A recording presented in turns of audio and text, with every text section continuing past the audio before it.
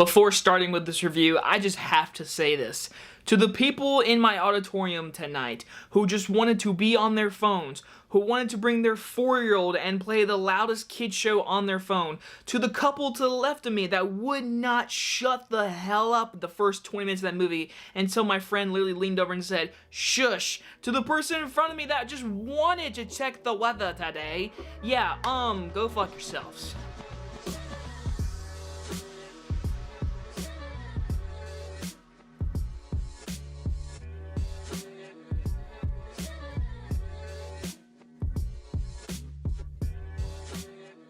Don't Breathe 2 stars Stephen Lang and is the sequel set in the years following the initial deadly home invasion where Norman Nordstrom lives in a quiet solace until his past sins catch up to him. Now, I really want to understand who said it's okay to make a Don't Breathe sequel, because the first movie in 2016 was a really good movie. I have not seen it in a while, to be honest, but I do remember seeing that movie in theaters. I snuck into that movie theater, actually, and it was just a really good horror movie. It was a really good thriller, an hour and a half kind of movie.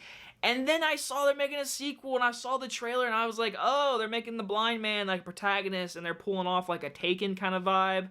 And I was like, I'm not in for it. So I walked in this movie not giving a total shit. I almost skipped it, to be honest. I really had no intentions watching it. But I was like, it's Don't Breathe. And I'll say this, it definitely was not as bad as I thought, but there are things in this movie that just do not work. They do not work. The writer of this movie is the director of the movie, and Fede Alvarez also co-wrote this movie, so he kind of gave the approval for this sequel to happen. The director of this movie is his first-time director, and I will start with this. He did a good job. The director and the cinematography should be very much proud of what they did. They made a great-looking movie. They made a very suspenseful first 40 minutes. I'll give them that. Really well directed when there was a home invasion the first half of this movie, and the blind man, obviously Stephen Lang, is a fucking badass. I mean, he is so good as the blind man. I do prefer him as an evil villain than, being the main lead, but for the most part, he's still a badass. Besides that, this movie is totally unnecessary. Now, here's the best example I can say. As a person that has seen and really enjoyed the first one, which I'm going to say some spoilers with the first one, yeah, he's a rapist. Just the blind man is a rapist. That's what my honest opinion is. He is a rapist. So in this movie, I was like, he's a terrible person. So what are they going to do? Make the bad guys even worse? Yep, that's what they did. They made the bad guys even worse with certain things that they do to certain people, and I'm like, okay, I really hate these bad people, but I really hate the blind man because he's a great villain, and Stephen Lang is so good as the blind man.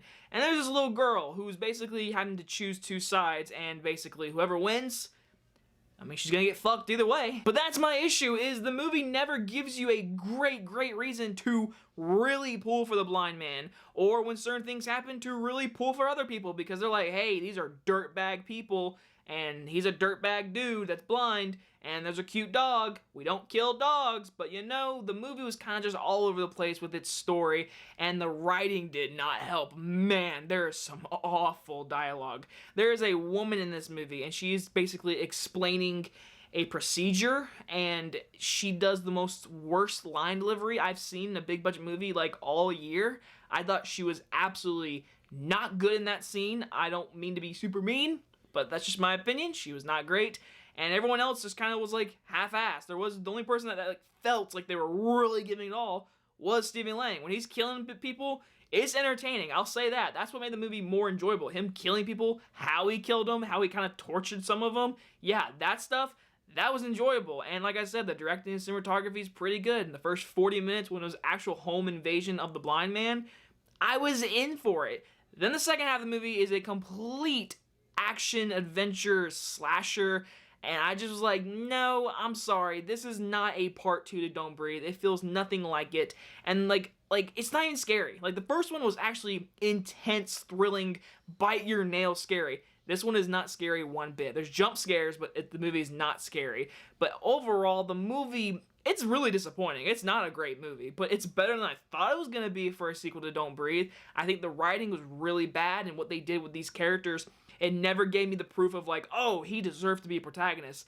No, this movie didn't need to happen. But for a person that has not seen the first one and knows nothing about him, I did have a friend go watch this movie. She did not know about the first movie. She just went and watched part 2, and she really liked it. But I was like, you don't understand that, like, he's, like, an awful dude. I'm gonna give Don't Breathe 2 a C-. Some people are really trashing this movie I saw online, and you know what? That's their opinion. But I will say this, it's better than I thought it was gonna be, but it still wasn't a good movie. No needs at all. But anyway, guys enjoy this movie review, and I'll see you guys in the next one. Bye-bye, everyone.